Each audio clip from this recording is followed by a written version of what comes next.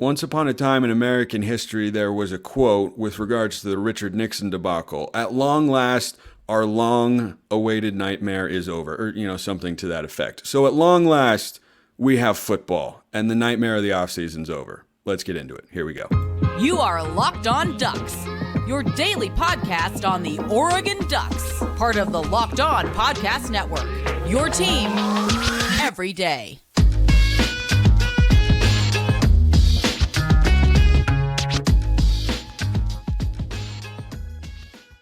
Yes, it is that time once again for Locked On Ducks. I'm your host, Spencer McLaughlin. Thank you so much for making this your first listen or your first view of the day. Part of the Locked On Podcast Network, your team every day, and your number one source to stay up to date with the Ducks. If you have not already, like, comment, subscribe, rate, review, please and thank you wherever you listen to or watch this show, which today is brought to you by Gametime. Download the Gametime app, create an account, use code LOCKEDONCollege for $20 off your first purchase. We have a first-time guest on the show today. Many of you Oregon fans out there probably know him already. He is Erik Skopil, 24/7 Sports, Duck Territory, the Autzen Audibles podcast. He'll be at Autzen Stadium tomorrow. I am envious of him for that fact, so I'm trying to live vicariously through him as best I can for the next 24 hours or so. But Erik, it's great to have you on the show, and on a scale of 1 to 10, I'm at about a 13 on my readiness for Oregon football. Where are you at? Do I say 14? Like, how do I one up when you've already gone over the barometer? You set me up at a disadvantage. And I'm excited to be in a stadium. I know you're probably okay not being in a football stadium because you were at one for far too long last night. Or this morning, I should say, this morning. This morning. Yeah. For those of you who don't know, I'm the play-by-play guy for Southern Utah, and I was calling that debacle with a 2.5-hour lightning delay in Tempe at Arizona State, and I arrived back to my house where I'm recording this show at 6 a.m. local time. I have slept for 3 hours, but we're here, so that's a positive. Another positive is that football is back in earnest. We're gonna have a real game that means something tomorrow, Erik. It's a slightly easier opponent than the team we started with in 2022. Just by like a little bit, just a hair. So what are you watching for most of all? There are about a million different things that we're going to get to on the show as to what to watch for, players to watch for, and who could get in the game and everything. But the number one thing you're looking for tomorrow at Autzen Stadium will be what? Just the newness and what it looks like. I mean, and I'm being honest here. I cover the Ducks. I'm at all the practices. We haven't seen a ton. We haven't seen an 11-11 period all fall. I don't think we saw much in spring. Obviously, we saw the spring game.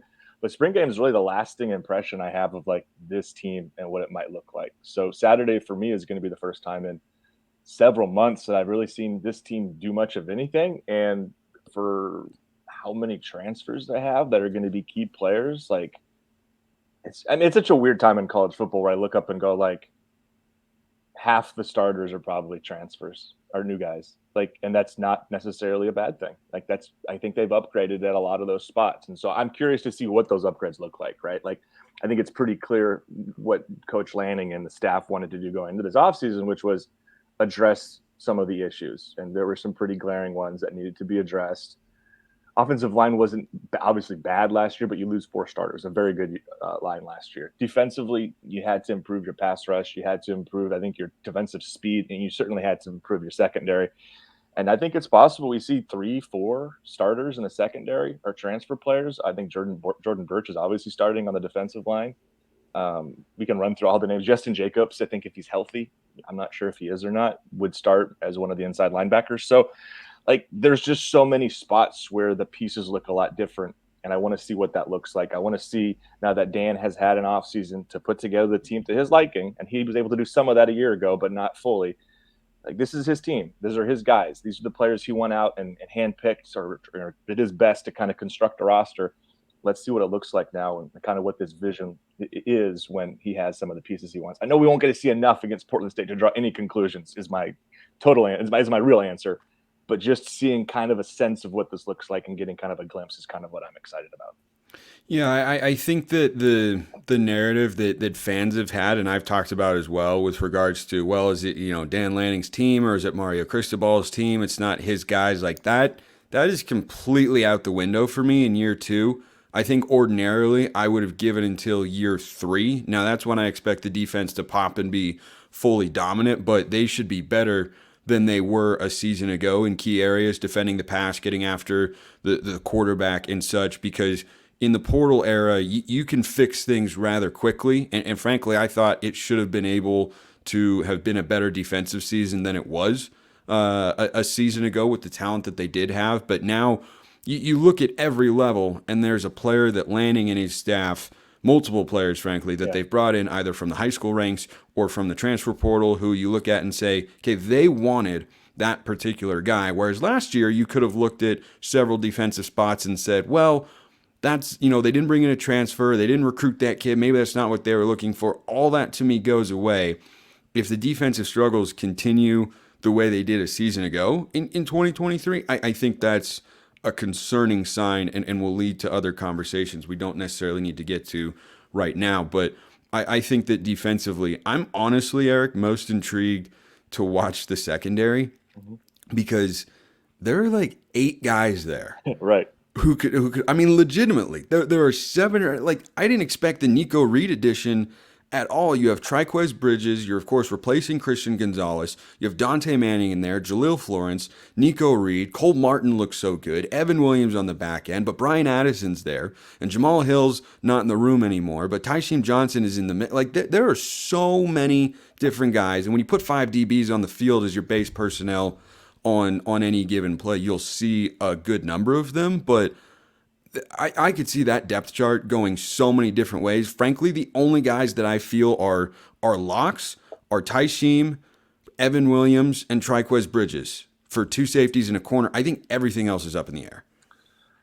I'm with you, and honestly, typically my job is to tell you what I've seen and give you a sense of what I expect it to be. But there's so much more guesswork right now, and that's part of what makes Saturday really exciting is the fact that typically at practice, Jared Mack and Matt Preem, who also covered Oregon for Duck Territory, I watch the offense, Jared watches the defense. And I think both of us, when we're putting together our depth chart projections, we're going this is so much of this is more guesswork than we're used to it being. And to your point on the secondary, I actually had to pull up our depth chart to look through it and be like, how many guys do I actually think I could in theory start? And I'm going through this going, Triquez, Nico Reed, Steve Stevens, maybe you mentioned he's been a 2-year starter. I don't expect he starts because it seems like he's gotten passed up, but that's a name you can't ignore. Evan Williams, obviously. Tysheem, you've already mentioned. You got Kyrie Jackson. Dante Manning's name needs to at least be mentioned. And then Brian Addison. Yeah, there's 8 guys. I mean, I don't even think it's hyperbolic. And Jaleel Florence, by the way, who I thought had a great true freshman season. Yeah, there's 9. And, hey, let's throw out Cole Martin, who looked great in the spring and had only positive things. I mean, there's 10 guys. And I know they're not all going to start, but I think that's one of the fun parts about this, an early season game like this and not opening against Georgia, is you give this team an opportunity to kind of play around with its pieces and let Dan and Tosh and all the position coaches really figure out how everything fits. And so I'm with you. I mean, the secondary, like we said, there's legitimately 10 names that we ran through. And I don't think they're all I don't know if all of them have a chance to start, but a lot of them have, genuinely, I wouldn't be surprised if they're the first ones lining up out there on Saturday. Yeah, I'm with you there. And, linebackers feels like a crapshoot at some level because we don't know about Jacobs. And Bossa was one of the guys they took to media day, so he's probably one of your 2 guys. But who's going to run? Where does Connor Soley fit into the mix? Defensive line, I think, is probably the most predictable on that side of the ball. But then offensively, I feel far more confident in predicting, hey, here's our tight end pecking order. It's Terrence Ferguson, it's Patrick Herbert, and everybody else is battling for number 3. Probably Casey Kelly, but I wouldn't be surprised if Kenyon Sadiq flies up the depth chart as the year goes along. You have a lot of receivers, sure, but I think that, again, is more predictable. The running back, super offensive line, probably the biggest crapshoot. Quarterback, of course, we know what the order is going to be there, or so we think. I mean, we don't know what we're going to get from Ty Thompson, who we talk about, but we get to watch all this play out on the field tomorrow. And if you want to go to the game but you don't have a ticket yet, fear not, because you can go check out Gametime, where you can always get last-minute tickets to any event that you want. Buying tickets to your favorite events just shouldn't be stressful, and Gametime makes it easy. The fast and easy way to buy tickets for all the sports, music, comedy, and theater near you. They have flash deals and last-minute tickets. Everything that pops up that you want to go to, you can get them. Whether it's sports, comedy, theater, drama, everything in between, Gametime has got it. You also get images of your seat before you buy, so you know exactly what to expect when you arrive, rather than guessing based on some dots on a screen. That's just not the best way to go about it. So go check out Gametime. Download the Gametime app, create an account, use code LOCKEDONCollege for $20 off your first purchase. Terms do apply. Again, create an account, redeem code LOCKEDONCollege for $20 off. Download Gametime today. Last minute tickets, lowest price guaranteed. I should have made that second segment sip a shot of espresso, but I tried coffee earlier this morning. Honestly, it didn't do anything for me, so we're just powering through. At some point, I'm going to take a glorious 4-hour nap this afternoon, and I got to tell you, Eric, I'm excited just thinking about it. So let's kind of flip over to the offensive side of things, because the biggest thing I'm interested to see, sure, what does the offense look like with Will Stein? I think it'll be mostly the same, maybe a couple wrinkles here and there, but I think one of the biggest offensive names to watch for is Ty Thompson, because we're all wondering, like, we're always thinking forward in college sports, especially now. What's the next realignment move? What's the next recruit? What's the next everything like that? We have no idea who's starting for Oregon at quarterback in 2024, and Ty has got the highest ceiling of anybody in the room right now, or that will come into the room with the two quarterbacks they have in this recruiting cycle. And I think we're all waiting to see, is he just a developmental guy more than we thought he was going to be when he originally committed to the Ducks? But we need to see those sorts of improvements to feel, any semblance of confidence in saying that he could start next year. Yeah, no, I'm with you. I obviously the starters need to take care of business in the first half to give him an opportunity to really have the reins for the entire second. And Dan doesn't get into those kind of questions. We tried to ask him. He predictably wasn't too interested in talking about the outcomes in a blowout. I got to say, Eric, it is fun to watch you guys try from afar. Yeah, you're not envious, are you? No, not at all. That's the thing. That's a derail. That's the thing on the YouTube comments, seeing people be like, "Oh, these media guys, you want to come try to do this for a second?" I'm not trying to be a jerk, but like, it's tough. Like, he doesn't want to get into things, and that's his prerogative. And we're going to keep trying and finding different ways.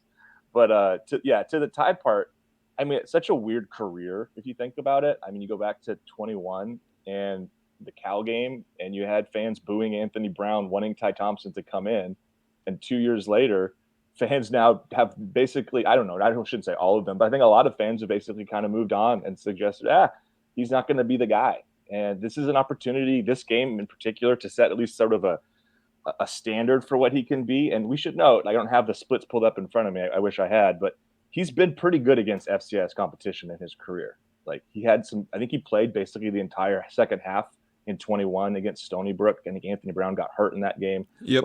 Last year against Eastern, he had some okay moments.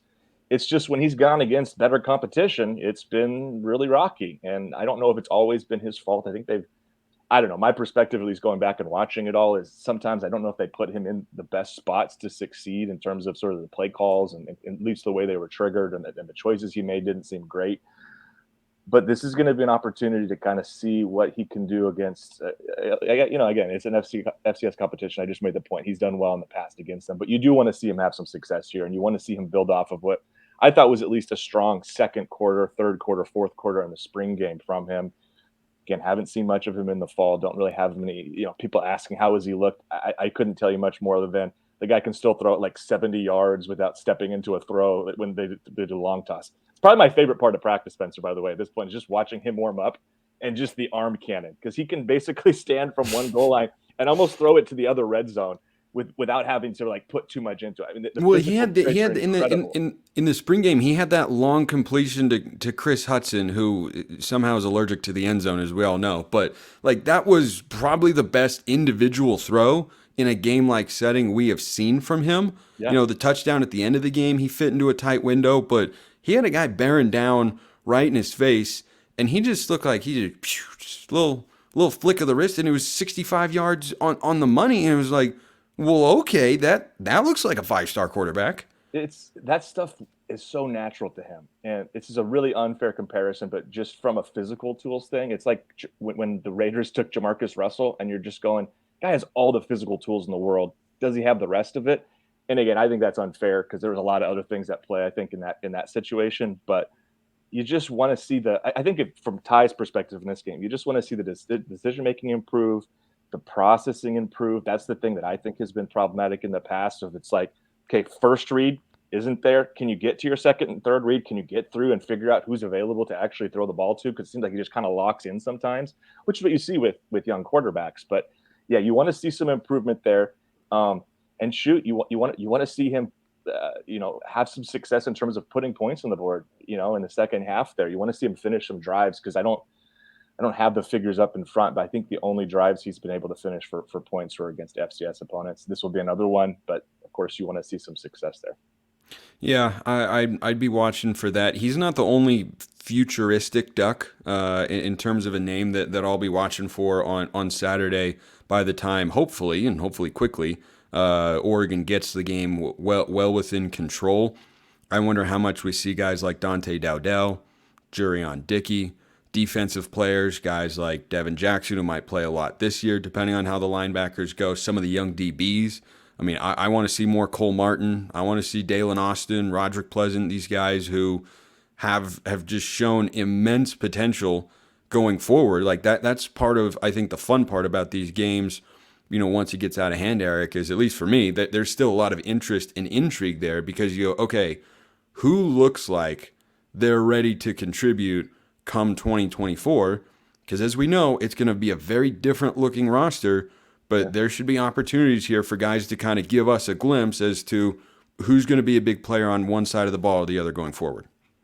And for any of the true freshmen that arrived post-spring, and that includes a couple of the guys you mentioned, that includes Jurion Dickey, that includes Rod Pleasant, that includes Dalen Austin, I haven't seen them do much of anything in Oregon uniforms. Like, shoot, I was joking the other day. I think I watched Jurion catch his first pass in an Oregon practice uniform the other day, and it was just Will Stein and him working on out routes and during drills. And I was like, oh, this is exciting. Look, he can catch a football. But I haven't seen this yet, right? I mean, we know he can. I mean, he's a number 2 ranked wide receiver in the country for a reason.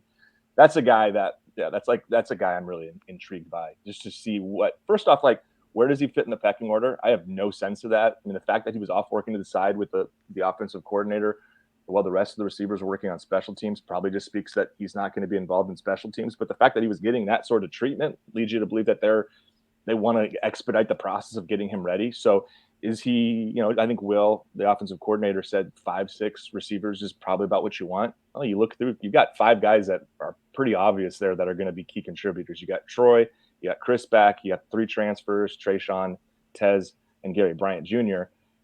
Jurion, Kyler Casper, maybe Justice Lowe. Those are the 3 guys maybe pushing for that 6th spot. I would expect Dickey ultimately winds up being that guy on the long term. But let's see on Saturday, like, did you see him sneak him in there with some of the starters? Does he get an opportunity to do that? And then obviously you're hoping he plays a ton in the second half, and you're hoping he can be utilized. Because again, I've seen the guy do virtually nothing in these colors before, and that gets me excited. And the same is really true for a lot of these guys. And we've seen some spring game stuff from both Dante Dowdell and Jaden Lamar and Kenyon Sadiq, some of these freshmen that we think are, at least offensively, that can contribute. But Saturday might be one of the few opportunities all season to really see those guys play significant snaps, because you look at the way the schedule plays out. You got Hawaii a couple weeks from now. That'll be a game you hope that you can pull away from, that you can create some opportunities for that. But you go through the rest of the schedule and conference play, there's some teams that I don't think you're super high on in this league, but a lot of the time those games are still more competitive than you expect, and it's hard to get opportunities for your second and third unit guys, even against teams that are maybe finishing in the bottom third of the league. Yeah, I like most people, excuse me, am intrigued by Jurion Dickey. Just a fun tidbit about him before we get to a couple other things to wrap up the show today. When he was a freshman in high school, he was at Valley Christian, and I was a senior at Santa Clara University, and I was the sports director at the student radio station. And we started to expand our coverage as a station. We went out and we called some high school football games.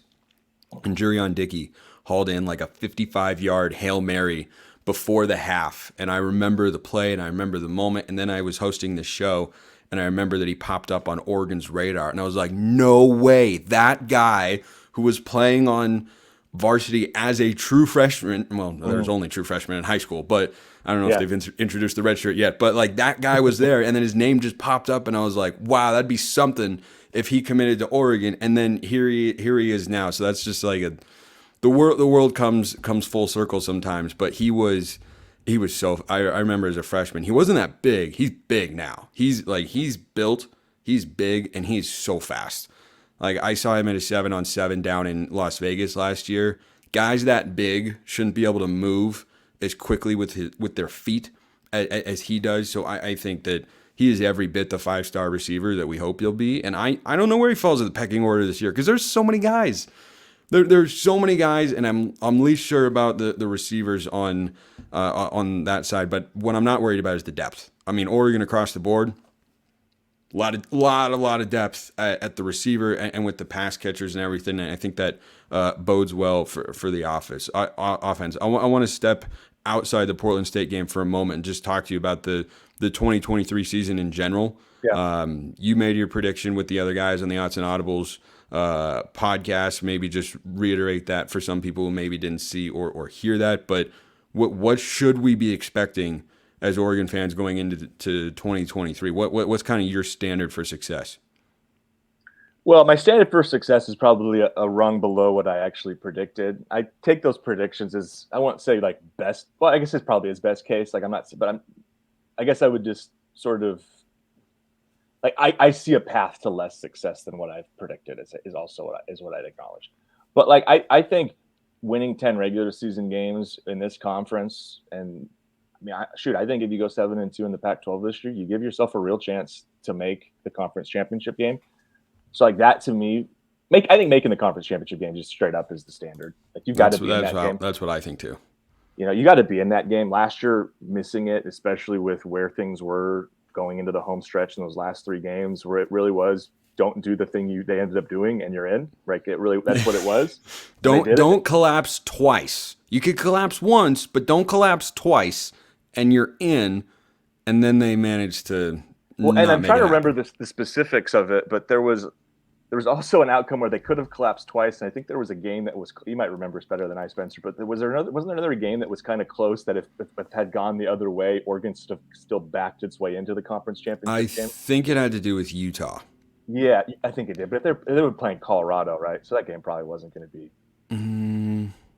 Oh no! It might have been Washington. I think if Washington had lost that tiebreaker. I think that's what it was. I think Washington State beats Washington. Yeah, if Washington State beats Washington, we get in.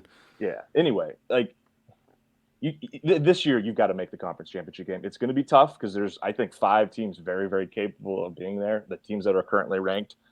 I predicted 11-1. I went pretty optimistic there. I look at the way the schedule plays out, and Washington is the one game I predicted a loss.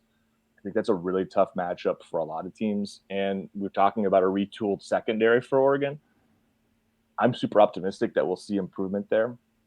And maybe I'll feel different after the first 5 games and they get to the bye week, and I'll be able to say, hey, maybe Oregon's actually set up to be in a really good spot against an offense like this.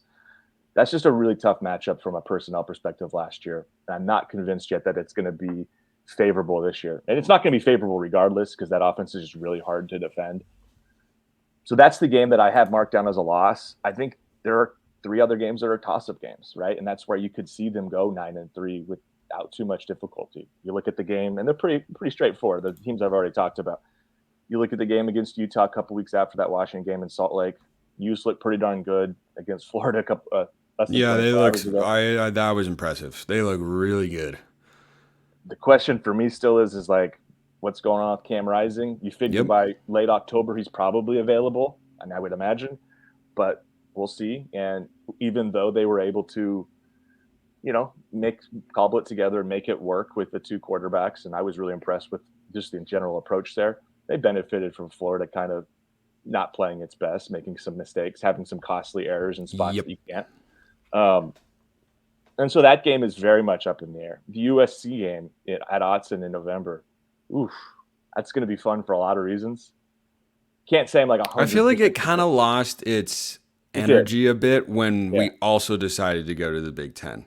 Yeah, because I remember when I wrote. It's funny because I was reviewing my predictions from February to see when I made this 11-1 prediction to see if I still felt strongly about everything and all that. And the through line for that February edition of the Oregon USC game was this is for there's so much animosity. It's just that USC stabbed the conference in the back, and then it's kind of well, that's not really the case anymore.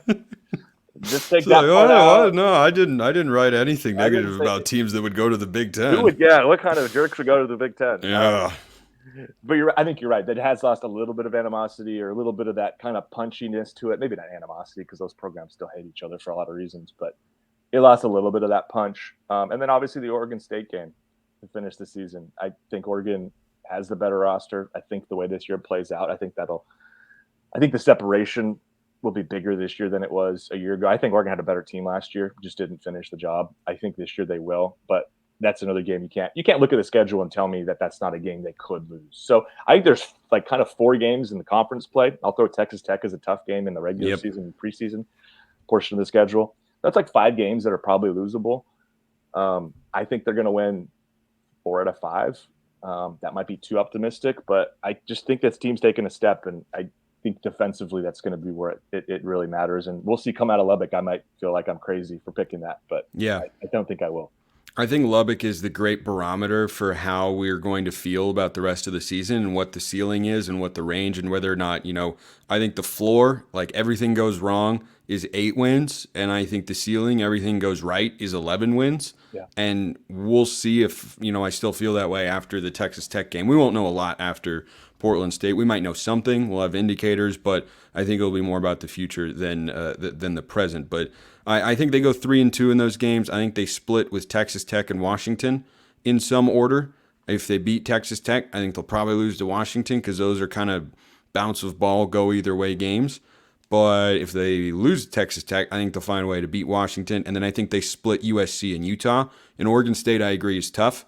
But I think that they beat the Beavs. And between USC and Utah, I lean towards the home teams there. That's always my philosophy. If, all things else are kind of equal or it's going to be tight, who's got the better quarterback or who's at home, I think is generally how those games kind of get decided. Have you thought about, and again, we're jumping into December now, have you thought about who you would, if Oregon is hypothetically in a conference championship game, who you want them to play just from a narrative perspective? I don't know if I have an answer yet, but there are a lot of good choices. I would say Oregon State or Utah. Yeah. I think matchup-wise, like that Oregon State game last year was a massive fluke. I think it was just the special teams were a disaster, which put the defense in bad spots, which was bad. Don't get me wrong. Like, they weren't throwing the football. You should have put 9 guys in the box and said, I dare you to go one-on-one on the outside, and we're bringing the house. Like, that was bad, but I don't expect that to happen again. Whereas with the secondary and the questions that we have there and the amount of turnover and new faces that are coming in, I think that's a bigger question mark. And you have Washington and USC that want to throw it with dynamic quarterbacks. Whereas Oregon State and Utah, I think that's a better matchup philosophically because they're basically cast in the same mold. The Oregon-Utah, for that to be the final conference championship game would feel a little bit fitting based upon how the last 5 years have played out. It would feel oddly fitting, wouldn't it? Yeah. But you know what? You know what was oddly fitting is the Pac-12 football season starting at some level with a 2.5-hour lightning delay and almost losing to an FCS team. Let me tell you, that is peak Pac-12. We went from Pac-12 after dark to Pac-12 just before the sun comes up, which was a different level. Let's close out with a couple mailbag questions here. Yeah. For those of you who are new here, YouTube comments or Twitter, always reachable at Smalls_55 or at Locked On Ducks. I want to start with a quick one that I feel like you would know better than me. This is from Bud, who's an everydayer. Mailbag, is there anything new this year for the fan experience at Autzen? I saw something about this. Didn't fully understand what exactly was new. Did you have any insight there? Oh man, I've seen the press release and I've parsed through it. I'm going to pull it up right now so I can try to provide some insights. I honestly have not been paying enough attention to that between practice coverage and trying to figure out. I saw something about it and I read it, but then it wasn't totally clear I didn't know the fan experience needed to change at Autzen. I haven't been there since 2017, tragically, but like I was not going. I've never been to an Oregon game and thought, boy, this needs to improve. Like the environment is just so great. Yeah. So I mean, you're reading through this. Digital parking passes, exciting. Upgrades to the charter box on the north side of the stadium. So that affects there's a new 0.1% video. of fans. I knew about this one, without even reading this because I've seen it in person. But there's a new video board inside the Mashofsky Center, which is, I'm assuming everybody listening knows, but that's the indoor practice facility and where they do a lot of events and stuff throughout the year. They'll have fans and they'll basically have food court pregame. So there'll be a video board in there. I don't see a lot else. So I mean, it seems pretty small. It is pretty minor. Okay. Yeah. Minor upgrades. A more interesting question to make a prediction in this Portland State game to wrap up today's show. This from @EYS_LGB. I honestly don't know where you guys come up with these things, but that's all good. Hi, Spencer. No culinary or Star Wars question from here. Disappointing. A little more straightforward, but acceptable. What will be the most eye-opening stat from the UO Portland State game? I'll let you start, Erik. Well, I was just going to say, if you're into Star Wars, we'll do some Ahsoka talk at post-pod because I'm Oh, yeah, we will. Okay. Anyway, now I'm looking forward to that. I got to carve out some time. So a stat prediction? Is that what we're talking about here? Most eye-opening stat. Eye-opening. That's interesting. Let's get optimistic and predict something with a large sack total. I think that would make fans happy. I think the way Portland State plays would provide opportunity for that. Their quarterback, Dante Chachere, I'm trying to get that pronunciation right. I need the pronunciation guide. I haven't seen it quite yet. The way he plays and the way Portland State plays, I think opens up the opportunity for a defense like Oregon's to have some success. And I say that for a couple of reasons. I think first off, their pass offense likes to throw the ball down the field. I think their depth of target last year was like 12 yards per pass, which is very high. They succeeded in completing some of those, but those are slower developing plays. Can Portland State's offensive line stop Oregon's defense from interrupting those plays? Gosh, I hope not. Yeah, you hoping the answer is no. Yeah. It better not be. And then the other part is, and allow me to make kind of an odd reference, but I remember watching Stetson Bennett in the NFL, right? We watched him against Oregon last year and what he was able to do, but up against competition in the NFL in his preseason debut, trying to do some of these Stetson Bennett run around things, that didn't work because the athlete was better and he got pulled down. Mm-hmm. Portland State's quarterback is really, really athletic. 4.4 speed is what people are saying. Came out of the Fresno area, was an athlete that was recruited by some bigger schools that wanted to play quarterback. He might have a little of that Stetson Bennett overconfidence. I ran for like 600 yards last year. Like some of their best plays last year was just him basically, free dealing and running around, improvising, making things happen. It might be a little bit of that where he thinks he can make a thing or two happen here against better competition, and the answer is he can't. And Jordan Birch or Brandon Dorlish or some of those guys are able to bring him down as he's used to being able to outrun defensive ends and linebackers, in open space. Maybe this time he's not able to do that. So I would say, give me 6 sacks. Let's be optimistic. Let's have 6 sacks. That's Erik's big stat prediction. I'm gonna go with the ground game. I don't think Portland State will run for 100 yards. I think your improved defensive line, given the run game success they had a year ago and greater team speed on the back end, I think Oregon goes out and holds the Vikings to under 100 yards rushing. And some sort of dominant defensive stat would be encouraging, shall we say, as we try not to look ahead to Texas Tech and just enjoy the game that we've got. Enjoyed today's show. Erik Skopil at Erik with a K _Skopil on Twitter, 24/7 Sports, Duck Territory, Autzen Audibles podcast, his first and hopefully not his last appearance here on the show. Erik, appreciate it. Yeah, of course, man. Let's talk Ahsoka after this now. Well, you are so on. Appreciate everyone listening. I'll see you next time. Have a wonderful rest of your day. Enjoy the football game tomorrow. I'll be watching. Know you will as well. Until next time, as always, go Ducks.